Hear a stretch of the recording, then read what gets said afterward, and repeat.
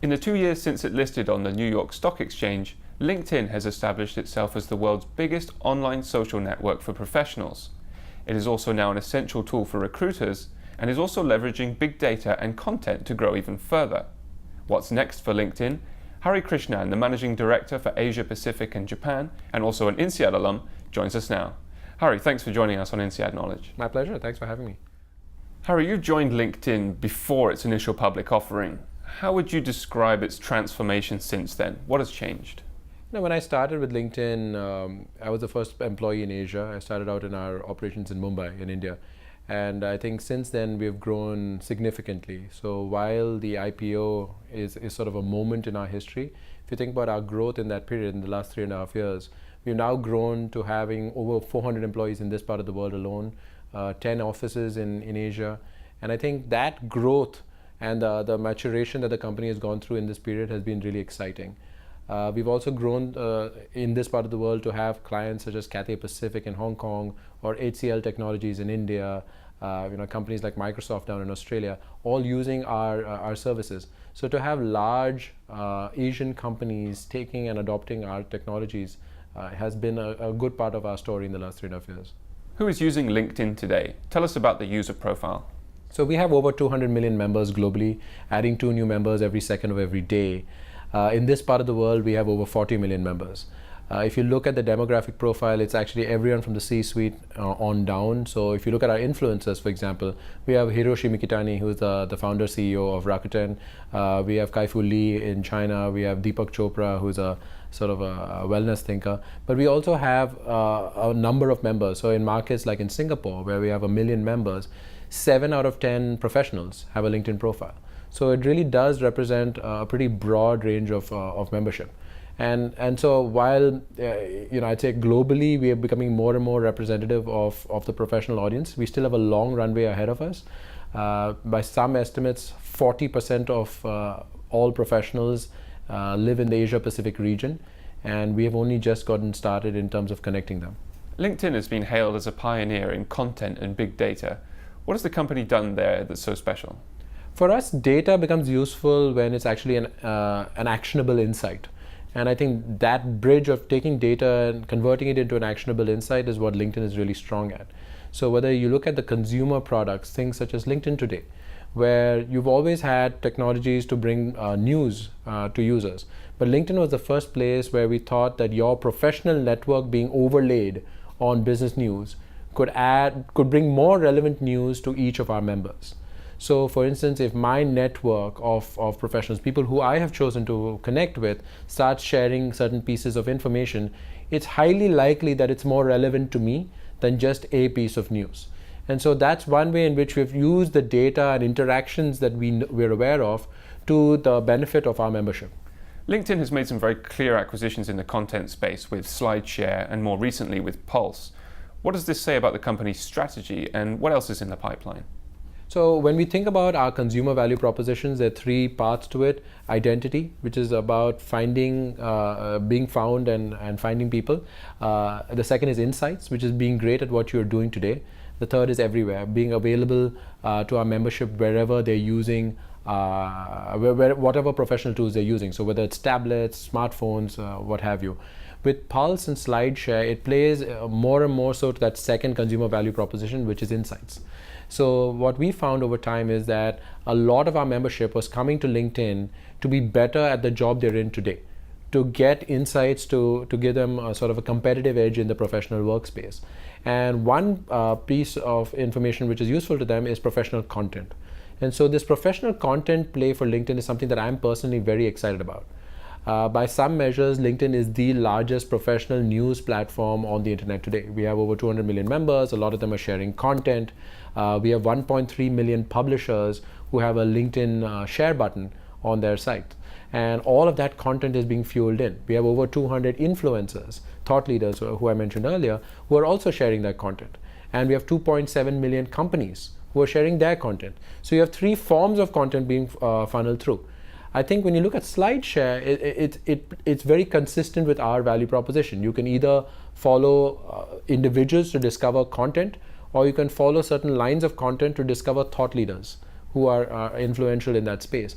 And I think this whole aspect of discovery while using content is something that I'm pretty excited about, and LinkedIn definitely has a big play in that.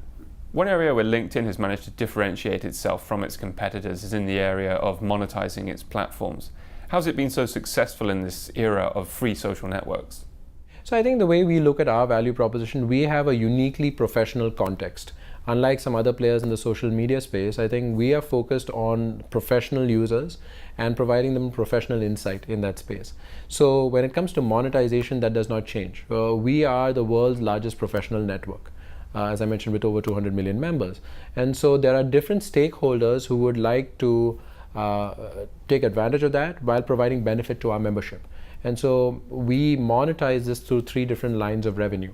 Our first is Talent Solutions, which is our largest and fastest growing business line. It's focused on making passive candidates. So this whole concept of passive candidate recruiting, making that available at scale. So anyone who's not actively looking for a job is a passive candidate.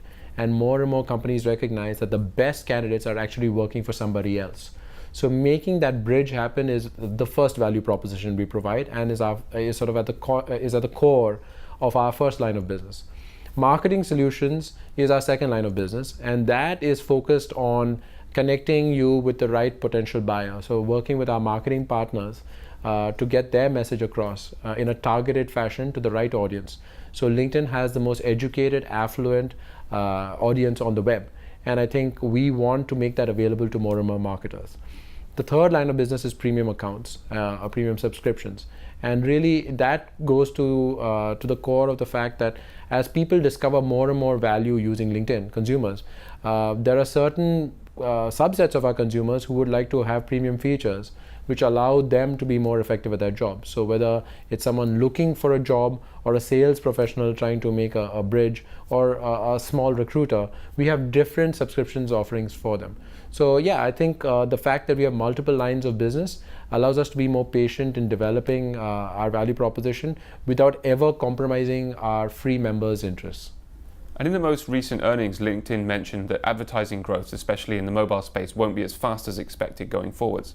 What does this mean for the strategy? So I think, the way we've always looked at our earnings outlook, we look at trying to continue to drive value to our members. And I think we've been successful at doing that. I think in the last 8 quarters that we've been publicly listed, we've consistently beaten earnings estimates. When you're looking at outlook, it's always tough to comment on that, because people tend to use the past as a sort of an indicator of the future. The law of big numbers, as numbers get larger, things change. We continue to grow extremely well. And I think mobile has a play, definitely, but given that that we have 3 lines of business, as I mentioned earlier, it's not as much an existential crisis as it is for certain other companies where almost all their money is made through advertising. Today we have roughly 30% of our members log in to use our mobile product, versus a year ago that number was, I think, 19%. So I think we have seen significant growth. It's our fastest consumer service. We're excited about it. If you look at the innovations and improvements we've made to our mobile solutions, we are very focused at driving value there. Just a couple of weeks ago, for instance, we announced a new application focused on contacts, and just making that experience that much richer for our membership.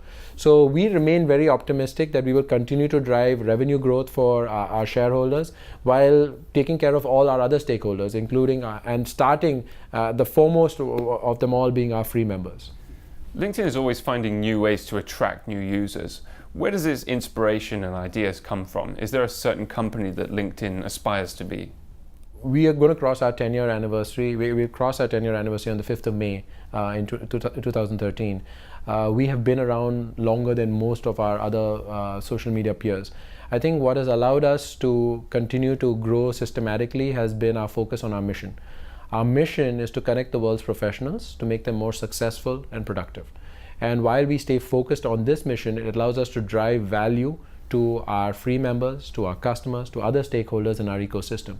And that allows us to continue to grow as a business rather than just orienting ourselves to, for example, our competitors. While we're aware of competitors out there, our focus is laser-like on our customers. How are you measuring success? So for us, success is continuing to drive value to our membership. So whether that's higher engagement from our free membership, growth in our revenues, and I think driving value to all our stakeholders. We've been very holistic in our approach. We are a members first company, so we would always focus on the free members first, but we are absolutely trying to drive value to all of these people. And it goes back to our mission. If we're trying to connect the world's professionals and make them more successful and productive, it starts by our ability to actually connect all these people. And then, yes, make them more successful and productive. How is LinkedIn positioning itself in the world of search? With so much talk about the death of search engine optimization, how is the company keeping its content on top of the pile? So I think when you talk about search, LinkedIn's a pretty large search engine itself. We have over 5 billion search queries on an annual basis. And when it comes to people search, a lot of people are on LinkedIn to discover people and sort of connect with them. But I think one part that makes me very excited is this whole play in professional content. And as we start to become the sort of the bona fide source for professional content and the essential source for professional insight, I think more and more people are going to use LinkedIn for discovery. I talked about SlideShare earlier and how discovery can be much more than just search. When you're following certain individuals, you can discover content. When you're following certain channels of content, you can discover individuals. I think discovery is the core of it all. Search is one element of it, and I think we have a play there.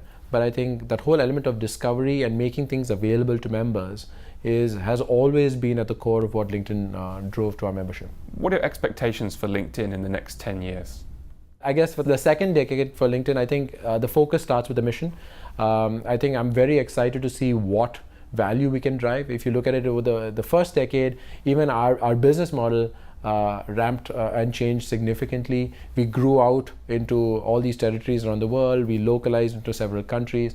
I think I'm very excited to see what we do to connect the rest of the world's professionals. 200 million members today, 200 million plus. By some estimates, somewhere around 750 million potential members out there. So there's a lot of headroom for growth left. And in this part of the world, we're just getting started. Asia, we're just into our 4th year of operations in this part of the world. I think there's a lot of headroom left to grow our membership, drive value to our customers, and I'm pretty excited about it. Your strategy for attracting new members is obviously going well, but do you see a need to change the strategy going forwards? No, so I think the way I like to refer to it is we are in the customer service business. We serve our members first. So when you look at LinkedIn in Asia, we have 40 million members. We will try and drive the highest amount of value to them to start with. If we are truly driving value to them, they will do the rest for us. They will bring in other future members. So our focus is not so much on who is not there.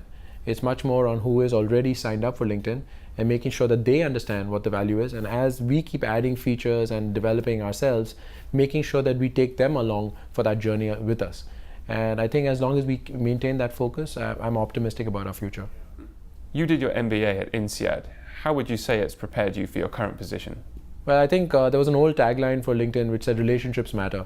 And I think INSEAD's all about relationships. I think I've been privileged to be part of one of the strongest classes, I'd like to say, 2005 December.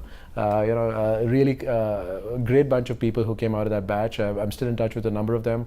And I think I've benefited, my professional network in many ways got a turbo boost in my 1 year at INSEAD. And I'm looking forward to continuing that network in years to come. But that has definitely influenced the way in which I've conducted business at LinkedIn, and it's consistent with our mission as a company. Hari Krishnan, thank you very much for joining us on INSEAD Knowledge. Thank you so much.